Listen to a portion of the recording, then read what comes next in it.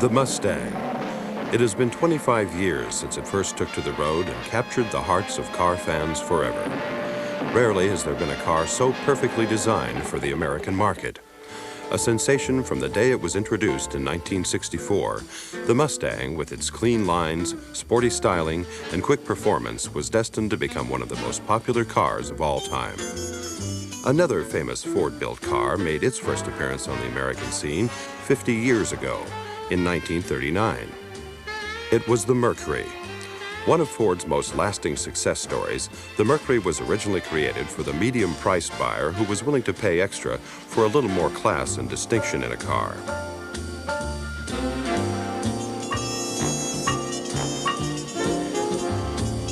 Mercury and Mustang, two legendary cars featured later on in this salute to their big milestone anniversaries.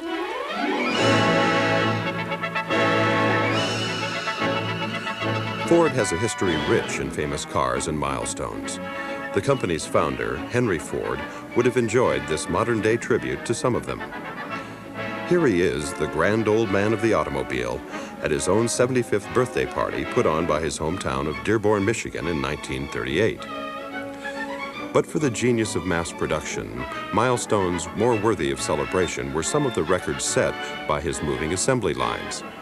At the peak of his success, no other automaker came close to Ford's output of Model Ts.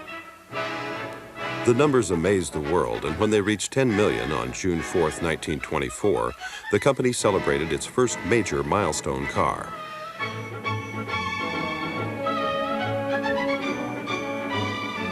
Everybody loved Henry's old Tin Lizzie, the car for the common man.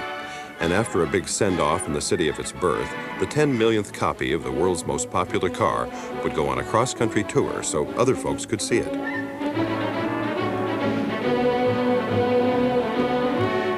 Henry Ford was convinced that his Model T would go on forever. But from 1924, when it accounted for 2 out of 3 cars on the road, its sales by 1927 fell 50%. More attractive models from the competition had suddenly made the car obsolete. The Model T was finished. Officially, the last one to come off the line was the milestone 15 millionth Ford, built at the company's Highland Park plant May 26, 1927. It was the end to a spectacular 19-year run, but long past the time for a more modern new design. As the historic last Model T reached the end of the line that day in Detroit, Henry Ford let his son Edsel drive it off. The gesture might have been symbolic. If there was a man who was not sad to see the end of the Model T, it was Edsel. As company president, he had tried without success for years to get his father to change the car to keep pace with the times. Now, the cold reality was here. For Henry, life would never quite be the same. His tough old Model T would be a hard act to follow. The replacement for the Model T was the all-new 1928 Model A that came off the Ford assembly line 6 months later. Totally redesigned from the wheels up, it came with an improved chassis and a wide choice of stylish bodies, colors, and options.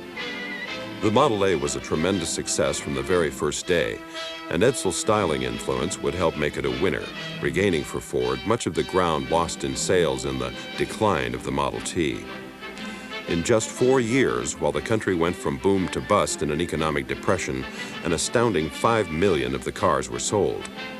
But by 1931, stiff competition would cut short the spectacular surge in popularity of the Model A. Once again, Henry Ford would be forced to discontinue the perfect car.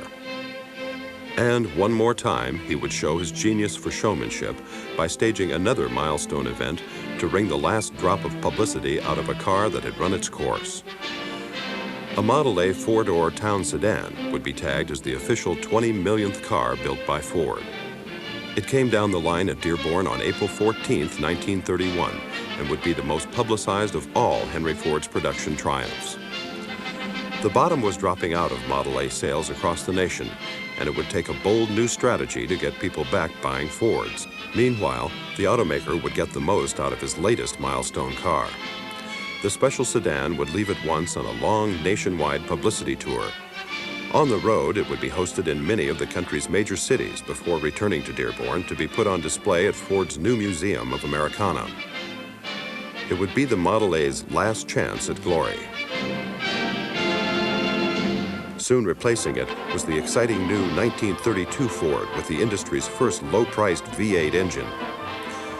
Low-slung, fast, and sporty, the 32 V8s would lead the way into a new era of better-looking, better riding, and more powerful Fords.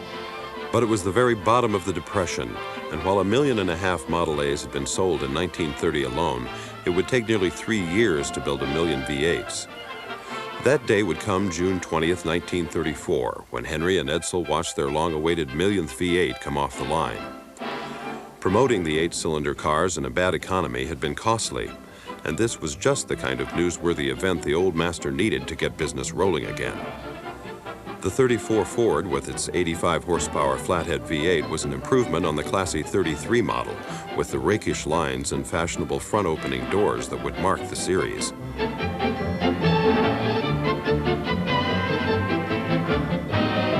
Singled out as the official 1 millionth V8 was a deluxe 4-door sedan. After assembly and some publicity shots with its creators, it would go on public display at the company's big exposition building at the 1934 Chicago World's Fair. In their 34th year in the industry, the Fords would build their 25 millionth automobile. The car was a 1937 deluxe 4-door sedan with its all-new futuristic shape, a distinct departure from anything in the past. It would go on display at the Rotunda in Dearborn, alongside Henry's first automobile, the buggy-like 1896 quadricycle, a dramatic measure of the company's progress. What lay ahead, the Fords could only plan for, but what had been accomplished was one of the great miracles of the industrial world.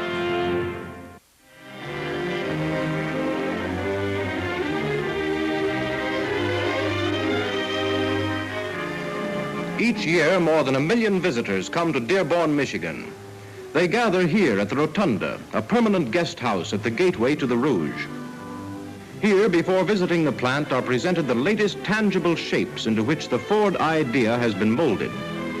Built of welded steel and safety glass, powered by continuously refined V-type 8 and 12-cylinder engines, streamlined and graceful in appearance, here is presented the latest addition to the Ford and Lincoln line. These cars embody all the advanced performance, economy, and safety principles that have been learned by Ford engineers and production experts in more than 35 years of experience, constant research, and scientific pioneering. And so from all over the world and from over all America come visitors by the thousands daily. Some are everyday citizens as you and I. Some are industrialists, scientists, students, business leaders. Some are eminent engineers. Why does this one industrial city attract so many visitors? What have they to learn? What is there here that is unique in the entire automotive industry? What is there here that creates advantages for purchasers when automobile values are appraised and compared? What is there back of these products to explain an exceptional standard of quality for the price? Well, the answers to these questions will be given to you, because the answers are here at the Ford and Lincoln plants.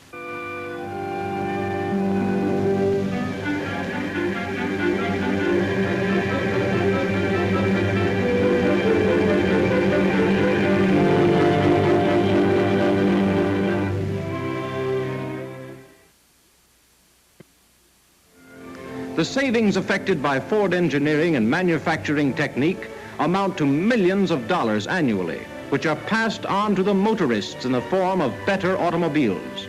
Shortcuts and savings here are made with machines and materials, not with men. And it is this efficiency which makes the work go faster, not the men. An efficiency which produces higher quality at less cost and at high wages. It is here that the world's largest builder of transportation is also the world's largest user of transportation in the form of 150 miles of conveyors, which bring the work to the man so that the man does not have to go to the work. By 1939, Ford had built 27 million cars and trucks. It was a prosperous year, and that summer the company produced its first advertising commercials in color for release to movie theaters.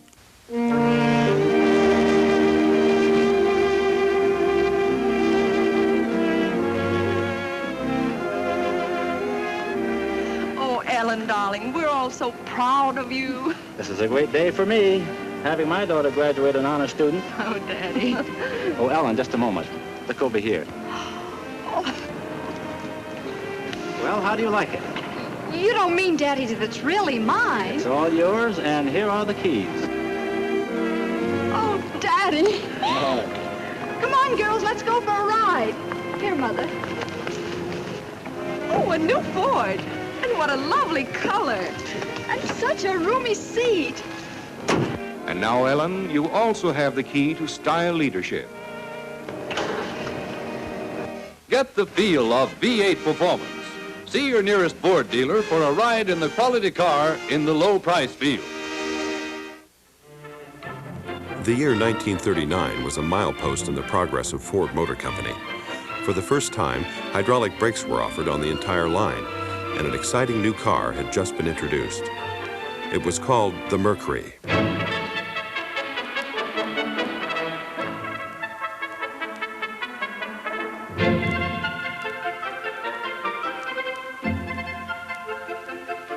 Design work was started on the Mercury in early 1938.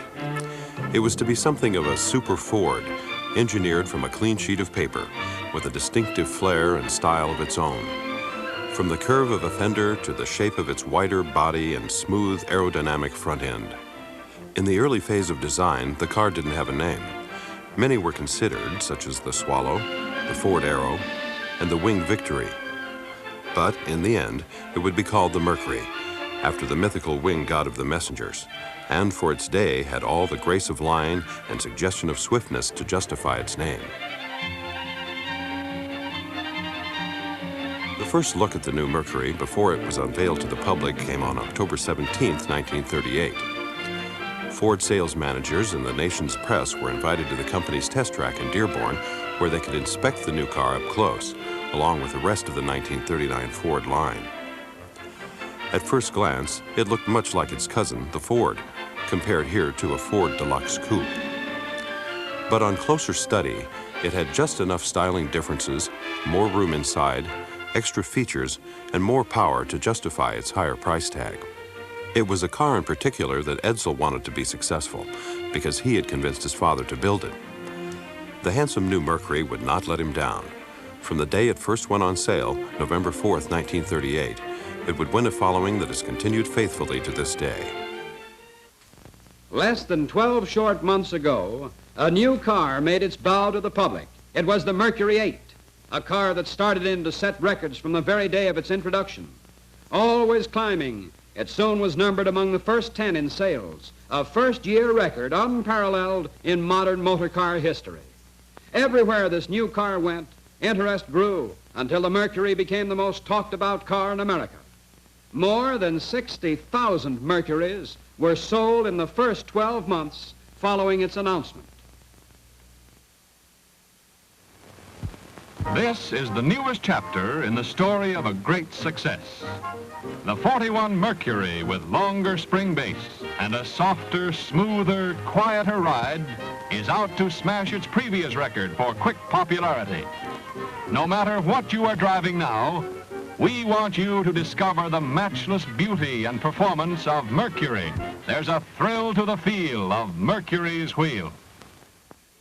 Wherever you go today, there's one car you're sure to see. Mercury. For the beautiful Mercury is gaining more and more new owners in every state of the Union. And for plenty of good reasons, too. Mercury is the perfect car for Mr. and Mrs. In fact, it's the ideal car for the entire family.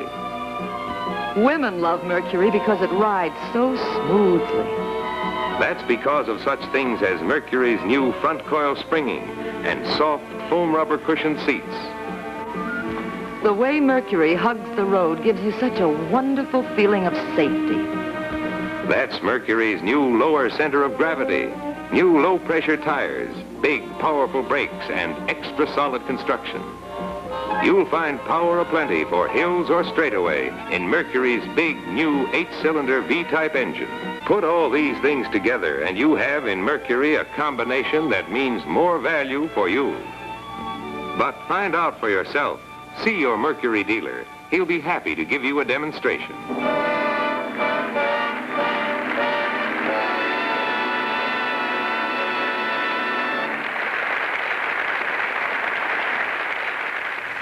Do you think you have steep hills to climb where you live?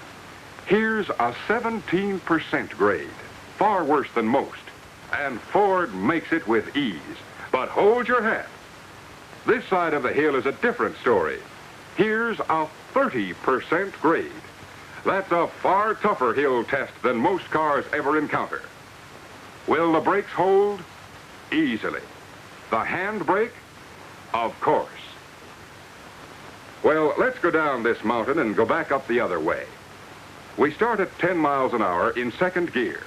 Do we make it? Your new Ford does. How will your Ford travel in sand? Here's where steady power and perfect brake and engine protection get one of their stiffest challenges, as any driver in sandy country knows. But hey, we made it in high. Day after day, throughout the year, Ford keeps making the best buy better. Now, you might possibly get your Ford into a predicament like this once in its lifetime. But Ford's engineers do it over and over, hundreds of times. Even on this twisting torture test, the Ford can be steered with one hand. Day and night, through the heat of summer and the cold of winter, through rain and sleet and snow and mud, over smooth, slick roads and punishing bumps, Ford makes sure of the performance of each and every part and feature. And here's your new Ford, now 50 ways finer for 50. Performance proved from stem to stern. Now, if you've already seen this great new Mercury, I know that you'll agree with me that it is terrific. And notice, too, the beauty of this Mercury interior, just one of an endless array of fabrics, colors, and patterns that lend even more prestige to Mercury's reputation for quality throughout. And this one is exclusive to the Mercury Sun Valley, the world's first transparent top production car, a dream car of the future at your Mercury dealers right now, along with all the beautiful 1954 Mercury models. So see them this week. See and drive the 1954 Mercury, the car with a new kind of power that makes any driving easy.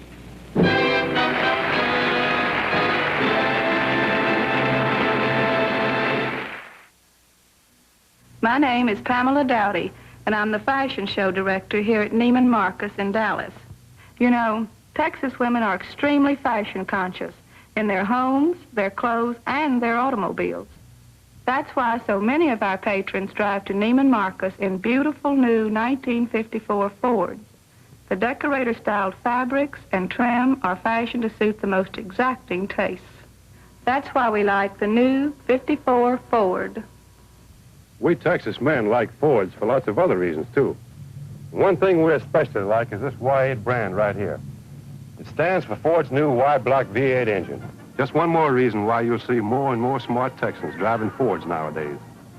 Yes, Ford's a standard for Texas roads, and that means the American road, too. He parks cars, and he likes his work. Because so many of the cars he parks these days seem to be Mercurys. And Mercury is always bringing you the new cars, like this Phaeton, the Big M. Big, isn't it? The Mercury Montclair Phaeton, one of 3 Mercury Phaetons. Look how easily it handles. Beautiful, too.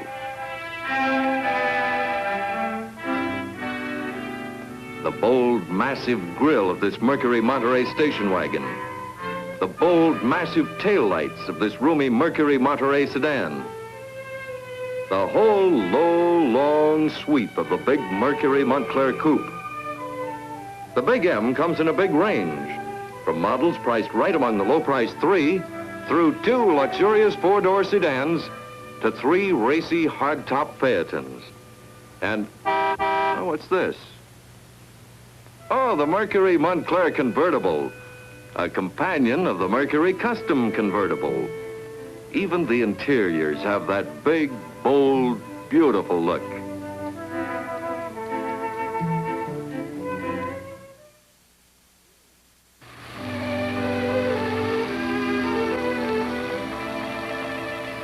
Spring in America.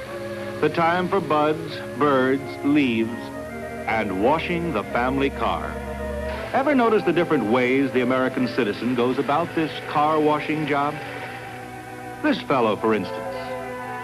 He imagines himself a great surgeon, and his patient, this gorgeous Ford Fairlane hardtop, one of the 16 new Ford models.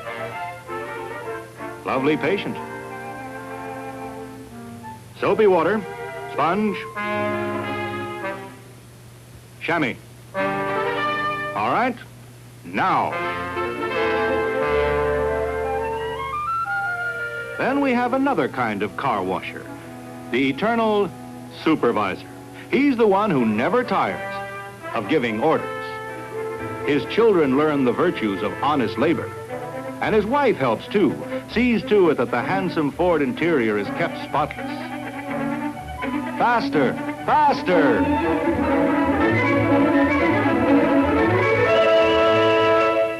And of course, we have the Rembrandts, the kind of car washer who admires every view, every feature of his Ford. And you can't exactly blame him.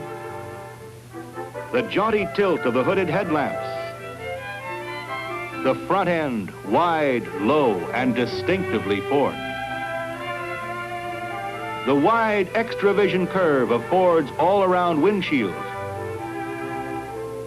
The sweeping Ford lines and smart chrome. The standard baked enamel finish, built to keep its showroom beauty. He's right. That 55 Ford is a work of art.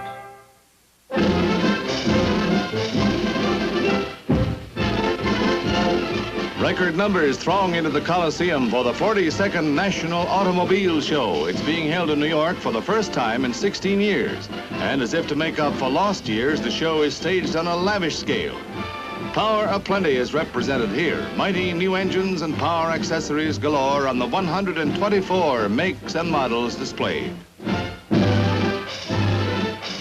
Styling verges on the spectacular, from air scoop grills to the dramatically sweeping tail fins that dominate most of the 57 models. The cars are longer and lower than ever this year, too, thanks in part to the smaller 14-inch wheels. Most of the 51 million passenger cars in use today seem drab and boxy, stacked up against these newest dreamboats. High in the dreamboat class, this one has everything for the busy executive. Makes work worthwhile. There's a trend to the sporty and more colorful. Detroit's designing geniuses keep pace with a nation that's taking more and more to the road. One of the year's innovations, the hardtop convertible. Just push a handy little button and the solid roof folds back out of the way. See it and believe it. And there is room for luggage, too. Most days, Mulberry Street is pretty quiet, but you should have seen all the excitement the day Bob Jordan sprung his big surprise on the neighborhood. Nobody had ever seen anything quite like this newest, new kind of Ford, the Skyliner, the world's only hideaway hardtop. Naturally, everyone wanted to see how it worked, and just as naturally, Bob wanted to show them. He pulled the control lever, and the magic started. First, the rear deck lid swung up.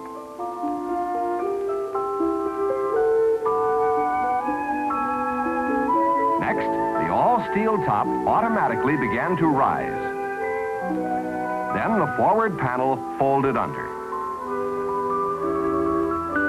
The top continued to move back and down and finally descended smoothly into the trunk. You saw it happen, from an all-steel hardtop to a wide-open convertible in less than a minute. But do you think this crowd was satisfied? Hey, do it again, Bob. Please put the top back up. And Bob obliged. You know, the Ford Skyliner is really a revolutionary car. And this is important to you, no matter which one of Ford's 21 exciting new models you choose.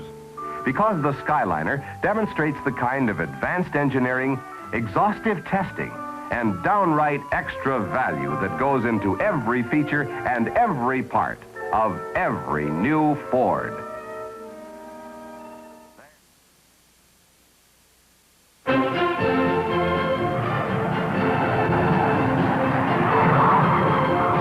These are the Thunderbirds, United States Air Force jet demonstration team.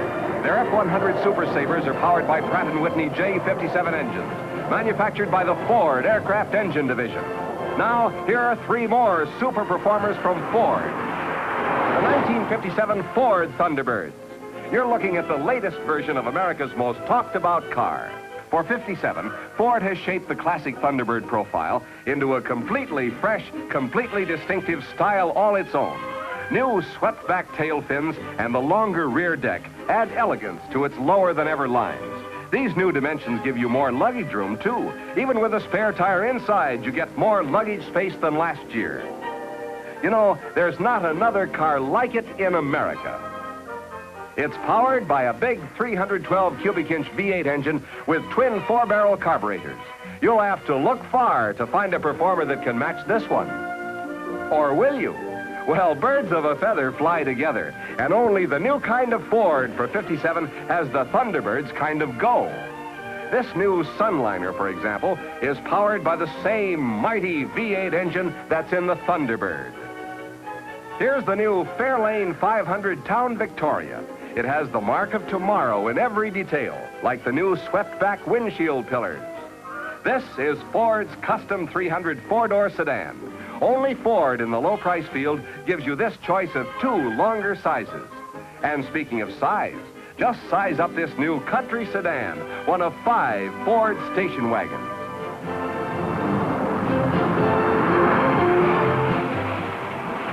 Visit your Ford dealer and find out about the new kind of fun you can have in the new kind of Ford.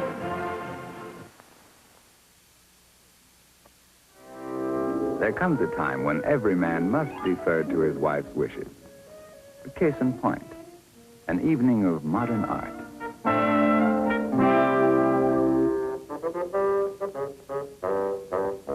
Now, she likes it, and he, well, he's not quite sure. But wait a minute. Can this be modern art? Very definitely, says she. Consider it a beautiful form in space. Ah, like sculpture that moves, says he. Even when it's standing still, says she. Consider the grace and elegance of each detail. How each line is beautifully proportioned to the whole classic design. Oh, naturally, says he. This is the new Ford Galaxy, one of the world's most beautifully proportioned cars. But it's a beauty with a purpose. That graceful sloping hood and larger windshield let you see more of the road. Well, please notice this smart, absolutely unique roof. Could only be inspired by the Thunderbird, says he. This is the New York World's Fair at the midpoint of the 60s. From the day its gates opened, people were drawn to it from every state and city in America. Across the Bridge of Nations is the transportation area with Ford Motor Company's pavilion. After viewing the gardens and other exhibits on the main floor, visitors are conveyed to an upper level for their Magic Skyway ride.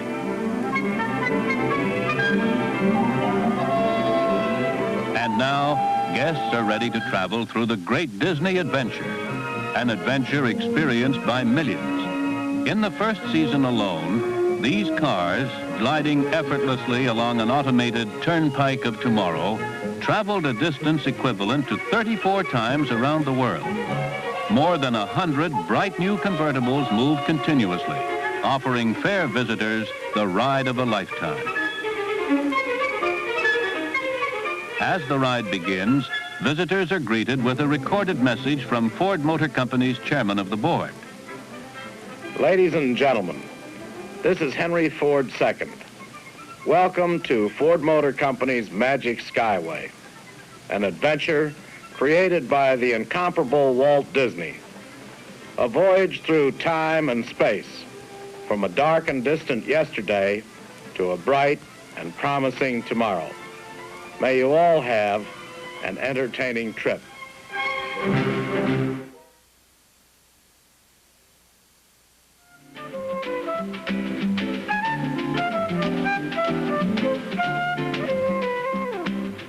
George is right.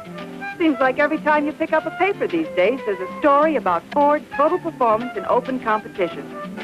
We're at Pomona, California for the 1964 NHRA Winter National. Billy Cox is here, competing in Class A stock automatic. Later in the year, he'll switch to factory experimental cars and continue to be a big threat. And Gas Ronda is here to compete on his way to becoming World Point Champion in stock cars in 1964.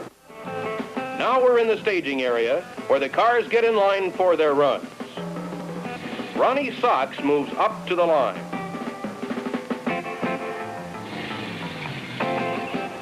The cars are started by the Christmas tree, an anticipated start system that tells the driver when he can go and automatically disqualifies him if he starts too early. Let's take a ride with Len Richter in his Thunderbolt. Watch Len go through the gears.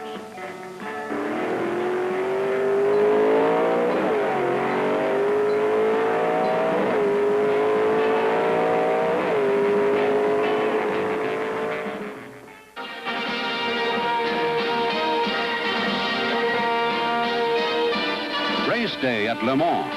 It seems the entire crowd of more than 300,000 has descended onto the track for one last close-up look at the incredible racing machines. Ferrari has 3 of their factory P4s in the top 10, and they finished 1, 2, 3 in the only other 24-hour race of the season at Daytona. The candy-colored Fords are the fastest, with 6 of the top 10 starting positions. Miraculously, the track begins to clear as 55 drivers prepare for the world's most famous traffic jam, the Le Mans start of the 24 hours of endurance.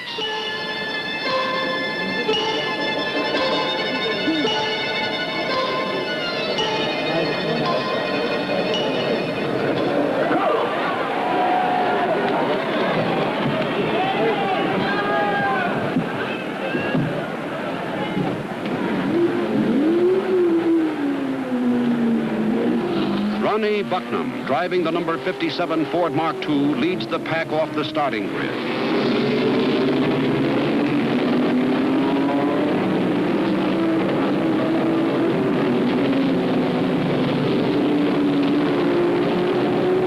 A snarling pack of Ferraris, Fords, and Porsches scream into the first turn and under the Dunlop Bridge, all in pursuit of Ronnie Bucknam and the privilege of being first lap leader at Le Mans.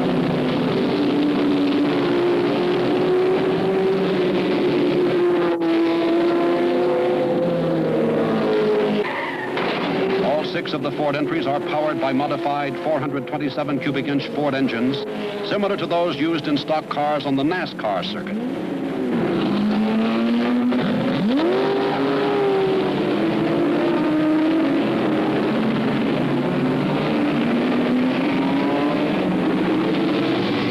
Dan Gurney, driving the number 1 Ford Mark IV, has steadily moved through the pack. Now, from the air, we see Gurney quickly accelerating to become the leader on the 48th lap.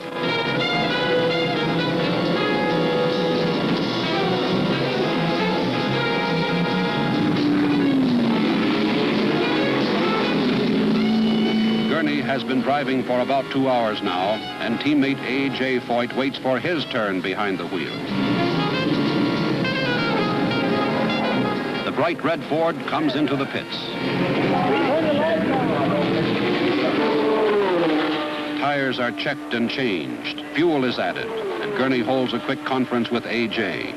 Things seem to be going well for the Ford team, and everyone seems confident. Foyt begins his 2-hour stint behind the wheel, his first appearance in competition at Le Mans, and with only 10 practice laps under his belt. In the fading light, the Ford cars are doing incredibly well. Dennis Hulme in a Mark II Ford has set a new lap record of 3 minutes, 23 and 6/10 seconds. Mario Andretti equals that mark in his Ford Mark IV.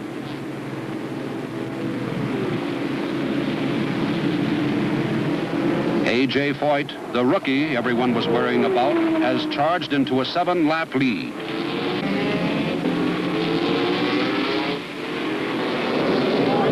There's the checkered flag.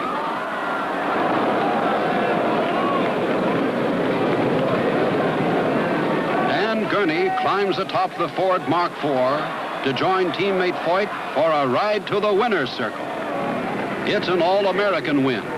The veteran Dan Gurney from California, the hard-charging A.J. Foyt from Texas, and the durable Mark IV Ford from Dearborn, Michigan. Together, they've covered 3,267 miles at an average speed of 135 miles an hour, both new records. It is the Indianapolis 500.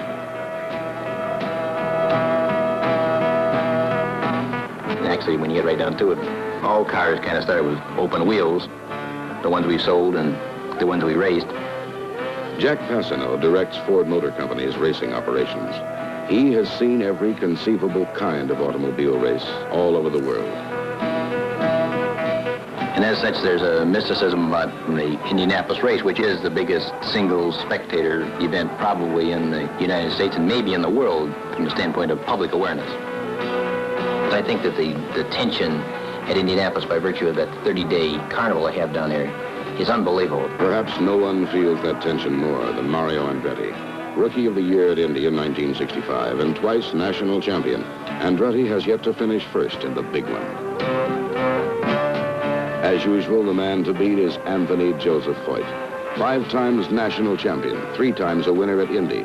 A.J. earns the pole position in his Coyote Ford with a speed of 170.568 miles per hour.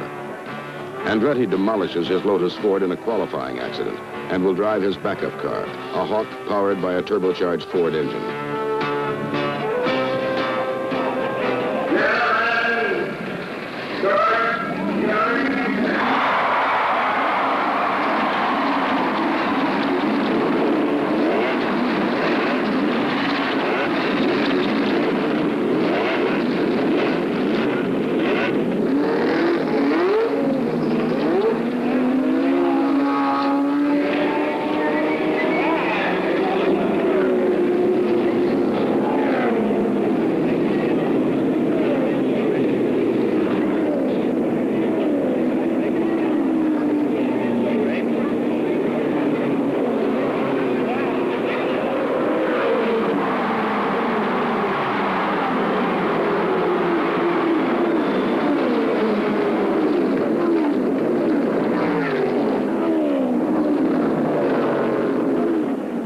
Of the green flag, it is Andretti and Foyt for the big prize.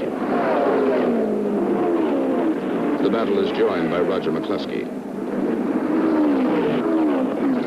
But the race is dominated by Andretti.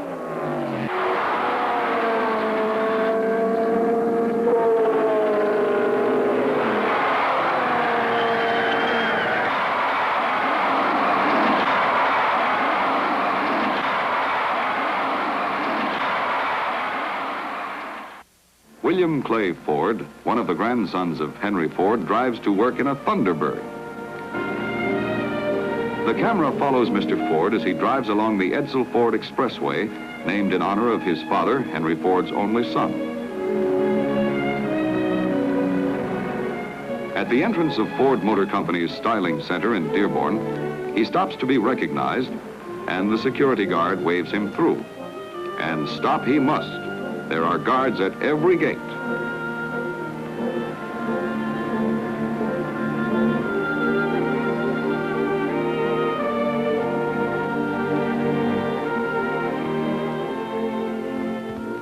This is the Advanced Styling Studio, which is devoted primarily to styling years ahead. These are some of the men who spin daydreams, the kind of daydreams that have a way of coming true. They sketch plans and drawings by the thousands to get the few designs that show real promise for production. Those that show promise reach the attention of Mr. Ford and Jean Bourdonnais, Vice President and Director of Styling. Next, they call in the chief stylists from the 4 styling studios. At these sessions, protocol goes out the window. More likely than not, they'll make important changes in the design approach to get the one theme which will capture the imagination of the buying public. Now, Mr. Ford carries the ball to the styling committee, consisting of other top executives. This includes brothers Henry, chairman of the board, and Benson Ford, who heads the company's dealer policy board. They like what they see, and styling gets the green light to proceed with the design.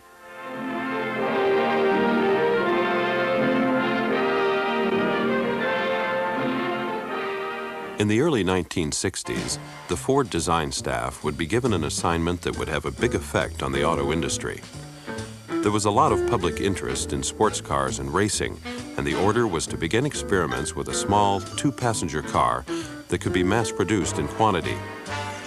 The car was to be designed along the lines of the small European nameplates, which were attracting a growing cult of young American buyers.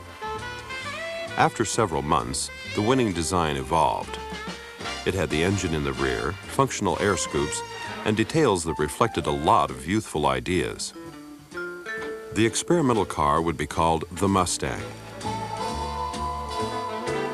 It would have a hand-built aluminum body by the custom shop of Troutman and Barnes, and would make its first test run in 1963. The faces of Ford's top executives reflected their surprise and delight in seeing this research car put through its paces for the first time. There was good reason for their interest and pleasure. Its advanced features made a lot of sense. They proved completely functional, added styling appeal, and could be applied to many of the company's future products. Although advanced features, such as those incorporated in this development, are usually kept as company secrets for competitive reasons, Ford recognized that this particular research vehicle, being in sports car configuration, would have wide public appeal. Its fresh new appearance, its unique styling, generated immediate interest wherever it was seen. Here at the University of Miami, the Mustang pulls up in front of the Student Union and is engulfed by students who are seeing the car for the first time.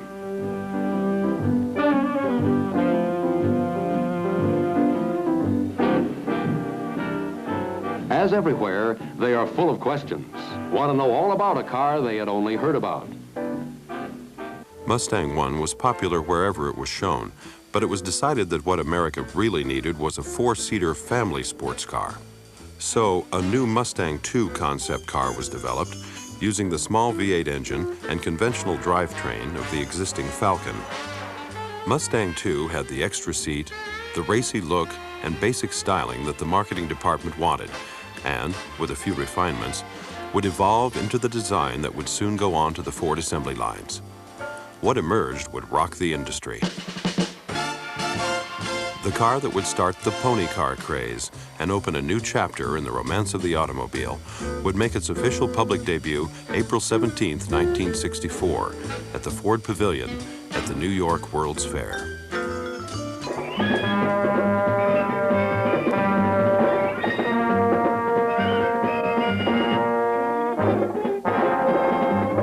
Out at the Ford Pavilion, there's a daydream corner called Mustang.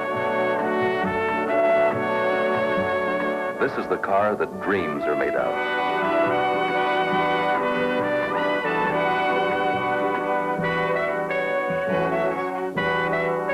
So dream your own Mustang. Take your choice of a 6 or 3 V8s, power steering, power brakes, automatic or standard transmission, dozens of options. But as standard equipment, you get bucket seats, wall-to-wall carpeting, all vinyl upholstery, padded instrument panel, and full wheel covers. Even though Mustang is a dream, its low price is a beautiful reality. Test drive one right now. Mustang, a brilliant new breed of car. Tiffany & Company, for generations a symbol of beauty and elegance. Now Tiffany, who never before honored any automobile, has honored the Ford Mustang with this gold medal award for excellence in American design. Mustang, excitingly versatile, unexpectedly practical, with a wide list of options to make it even more luxurious or give it even more sports car performance. This is Mustang, an unexpected car at an unexpected price. Only $2,368 FOB Detroit. And that includes luxury features that are available only at extra cost in many other cars. Stampede, a stampede of 100,000 Mustangs. Ford Mustangs. In less than 4 months, the Ford Mustang has become the most talked about, most exciting, and fastest selling new car in over 20 years. Seems like just about everyone wants one, and with good reason. It's a practical car, no matter what your age. It's a sports car, for all sports. It's a luxury car. Mustang is as personal as you want to make it. Its bucket seats, all vinyl upholstery, wall-to-wall carpeting, padded instrument panel, full wheel covers are standard. But the long list of options makes Mustang the car designed to be designed by you. See your Ford dealer, sit in a Mustang, drive one. See why 100,000 Mustang owners are part of the stampede to Ford. Have you heard about Henry Foster? He owns the antique shop in town. Every day for 17 years, Henry's had his lunch right here at the Buttercup Tea Shop. But lately, Henry's changed. He hasn't been in for days. Folks say something's happened to him. Mustang happened to Henry. The 65 Flashback Mustang. They call it the 2+2. It seats 2 up front, and when you fold down the 2 back seats, there's room for a beach umbrella, surfboard, and a pheasant under glass. Henry's become quite a gourmet, so I try to have everything ready for him when he gets here. Why don't you change your life? Take a Mustang out for lunch tomorrow. For those who prefer the cool world, the sheer excitement and breathtaking beauty of the new Mustang 2+2 is the answer. On the front fenders, its own special nameplate. And inside, its sleek European beauty is further enhanced by such unique interior design features as a dual-purpose seat that can accommodate 2 children or 2 adults on a short haul. Or when the occasion demands, can be converted into a cargo deck simply by folding down the rear seat back. For even more utility space, an access door between the trunk and rear compartment can be opened to provide a long, spacious cargo area ideal for carrying golf clubs, skis, surfboards, well, you name it. There are other innovations as well, such as these vents in the rear roof pillars, which, incidentally, are more than just an attractive styling note. They are part of an air extractor system that draws stale air and smoke out of the passenger compartment when the car is in motion. Along with innovations such as this, the 2+2 also incorporates all the other standard equipment that makes Mustang the most complete car in its price class. This is the Ford GT, the ultimate in a road car. In international competition, its total performance has startled the world at Le Mans, Daytona, and Sebring. Now, out of this laboratory on wheels comes the unexpected. Mustang GT, designed to be designed by you. What marks the true GT? Mustang's GT stripe, GT fog lamps, 5-cluster instrument panel, sport steering wheel, front wheel disc brakes, a heavy-duty stabilizer bar, flared dual trumpet exhausts, and a 289 cubic inch 4-barrel V8. This GT you design in the 2+2 convertible or hardtop. Look for the mark of the true GT now at your Ford dealers. The Mustang GT.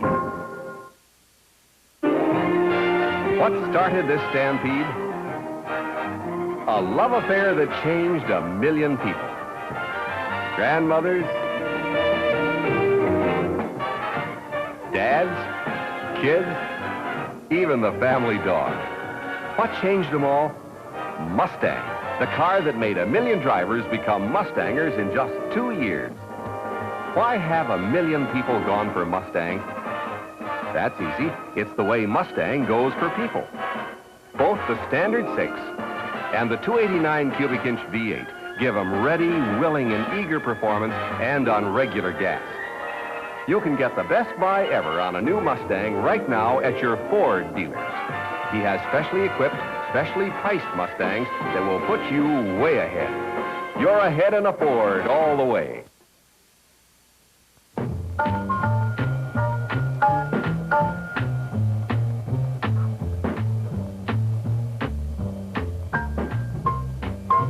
She's all sweets and bucket seats, sweet 6-cylinder Mustang, power packed and really stacked. Sweet 6-cylinder Mustang, low gas diet made me try it. Sweet 6-cylinder Mustang, you're my kind of car. Yes, you really are. She's a root-toot-tootin', big six-shootin', sweet 6-cylinder Mustang. Why don't you come in and see what a terrific deal the Ford dealer will give you on a new Mustang? It's got all kinds, all colors, all options. Pick out any one you like. All except this one. This one's mine.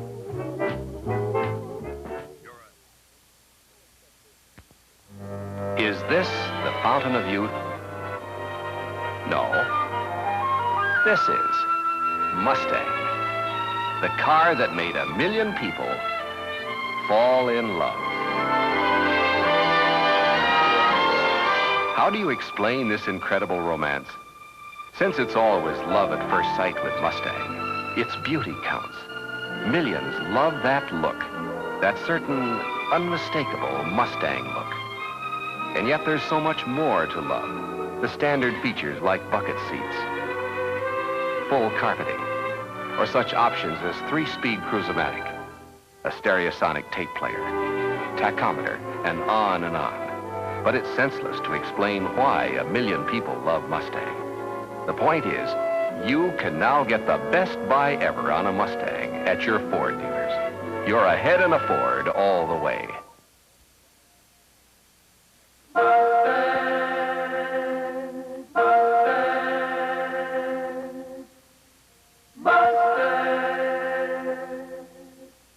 Pauline felt trapped in a gilded cage until she flew to answer the call of Mustang. 3 new ways to answer the call of Mustang. Her choice, the Mustang hardtop, which is hard to top. An optional full-width seat with center armrest. A 390 cubic inch V8 option for action. Choose a select shift that's automatic or manual. And Mustang takes her on a high-flying ride to romance. Mustang! Answer the call of Mustang. No telling where it will lead. You're ahead in a Ford all the way.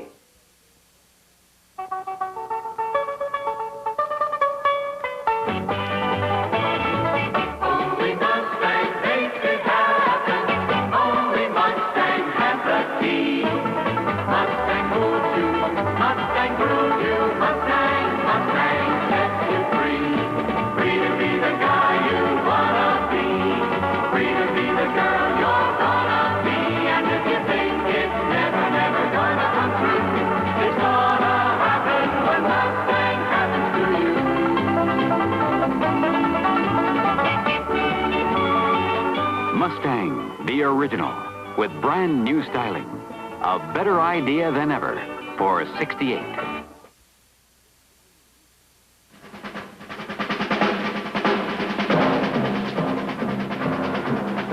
The man, Carroll Shelby, engineer, race driver. The car, the Shelby Mustang GT. To build my kind of car, I had to take an existing car and modify it. I could have chosen any set of wheels I wanted. I picked Mustang. Mustang is styled right, lean and strong looking, not fat and round. And Mustang has that long list of features and options. I'll tell you, When it comes to imitations, I've seen some, but competition for the original, I haven't seen any. Only Mustang makes it happen. These aren't just words, it's a fact.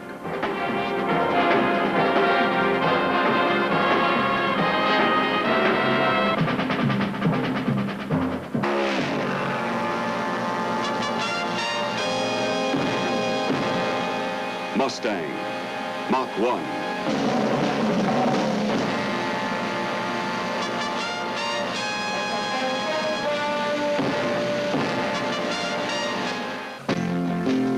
In 1969, all the Mustangs will take their cue from this way out but way in wild one. With styling all new. Longer by almost 4 inches. That much more impressive in the long hood look that Mustang pioneered. Wider too, and lower. And power as big as a new 428 Cobra Jet Ram Air induction V8 option. To make the Mach 1 the hottest car in Mustang's class. An 8 so hot performing, it comes with its own poke-through air cleaner that jumps when the engine growls. Mustang, Mach 1. Color this one hot. From here, the excitement jumps to all kinds of big new power for the Mustang, in addition to the Cobra Jet.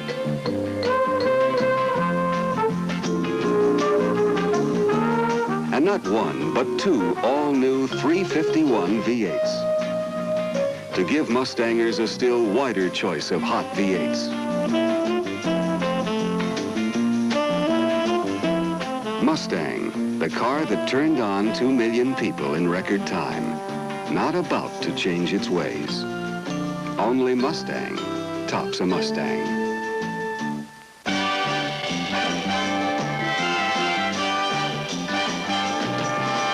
Ford, it's a whole new thing.